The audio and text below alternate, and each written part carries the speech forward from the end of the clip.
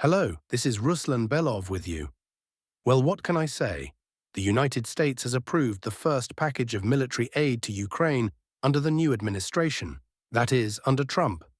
The amount isn't large, just over $300 million, but still, the main thing is taking the first step. Then you develop a taste for it. The Americans, under Trump, have taken that first step. At the same time, they've stepped out of mediation. Everything is returning to how it was under Biden. They will be helping with weapons, intelligence, and so on. So peace is not expected, at least not in the near future. I think maybe by autumn something might start to move. In the meantime, the fighting continues, and we continue to analyze the situation at the front. Let's open the map. So friends, there are no weekends at the front, so we continue our work, and today's report will start from the south and gradually move north. And we begin in the Zaporizhia region. For a long time, the front here remained static, at least for several weeks. But now an uptick in activity has been recorded in one section of the front, near the village of Malinka. Not Pokrovsk Malinka, we'll talk about that one too, but Zaporizhia Malinka. So what happened here? Our assault units managed to advance nearly 1.5 kilometers and over a fairly wide section of the front, about 6.5 kilometers wide. Just for context, see the red dashed line. It shows the line of contact as it was 24 hours ago. The current line runs here. So measuring from here to here, we get an advance of about 1.2 kilometers. Right now, our forces are holding positions right next to the village of Malinka. Is it important to take this village? Absolutely. I'd even say it's critically important, because look, capturing the village gives access to the highway that leads directly to the town of Huliaipola.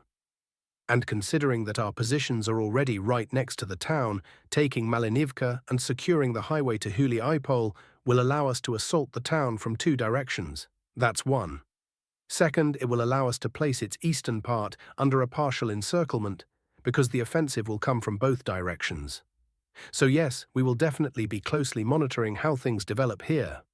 By the way, during this advance, part of the Ukrainian armed forces didn't have time to retreat.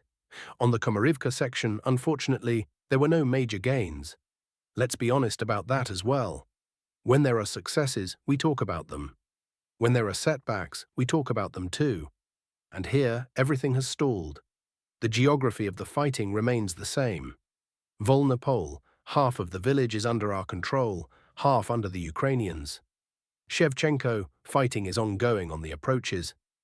And in Fedorivka, there's also fighting at the outskirts. It's a pity, of course, that during the Ukrainian retreat from Vesele, we couldn't push them straight back to Komarivka. If that had happened, the situation would be different now, and they wouldn't have been able to retreat from Bahhatier. It's hard for them to pull back now because at least the road is under drone surveillance, but still they can, barely. If we had broken through to Komarivka, they wouldn't have had that option. So let's move on to Bahhatier. There's no sign of stabilization for the Ukrainian side. Their situation is extremely bad. Even Ukrainian military analysts admit that for the Ukrainian forces, this place is hell. First of all, we've already entered the southern outskirts of the village, taken up positions in houses, and are trying to expand our success. But you know what's even more important? It's how our aviation is working here. Any movement, any activity in the village, and either artillery fires immediately or a glide bomb is dropped. So now the Ukrainian troops are hiding in basements like mice, afraid to stick their heads out. And this, by the way, is what Ukrainian military analysts are writing. It's simply impossible to move through Bahhatier. If you try, you become a dead man. Staying still doesn't help them much either, so our artillery, drones, and aviation are operating at full capacity. A similar situation is developing in nearby Alexiivka, where Ukrainian positions are also being hit hard to make it easier for our assault units to advance from the eastern side. The overall goal here is simple. From Bahhatier, the aim is to reach Yalta. Not the Crimean one, but the Pokrovsk Yalta, and from Alexiivka to reach Filia. That way, Novopavlivka, located in the Dnipro region, could be blockaded. That's a medium-term objective set for the summer campaign on this part of the front. Let's move on. On the Pokrovsk axis, the main focus of fighting is now along this line, Zverev, plus a push from Shevchenko to Pokrovsk, plus Novokranka and Chunishina. As for Zverev, almost the entire village is already under our control. Although American cartographers still show it as a grey zone, believe me, it's anything but grey. It's completely under our control. Not the whole village yet, but about 80% of it is now ours. And our forces are already attempting to push into the next and final village before Pokrovsk. That's the village of Pervomaiske, 1st of May. You understand that if Zverevo were a grey zone, no one would be attempting to push into 1st of May or Pokrovsk. For now, we haven't been able to secure a foothold there, but everything is still ahead. Once the AFU are completely driven out of Zverevo and its northern parts, the battles for 1st of May will begin.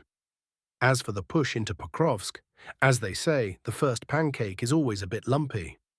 Unfortunately, this was the case here too. Sadly, the guys who carried out the assault operations in Pokrovsk were killed. But in any case, with the start of the summer campaign, the front here has become more active, something the Ukrainian side also acknowledges in their statistics. And considering that the only thing separating us from Pokrovsk is a small stretch, from a forest line to a field, it's clear that new assault attempts won't be long in coming.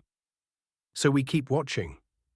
In the Novokranka and Chunishino direction, as you can see, the front has come right up to Novokranka.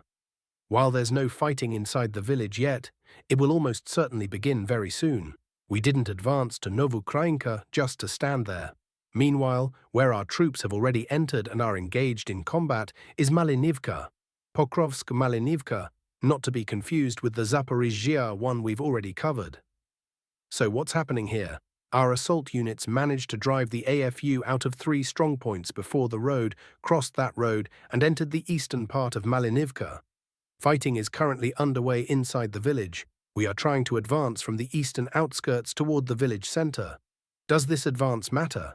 Again, absolutely. Taking Malinivka and the nearby settlement of Mirn would allow us to reach Novo-Ekonomichne, and I've explained this before. Novo-Ekonomichne is a key objective here.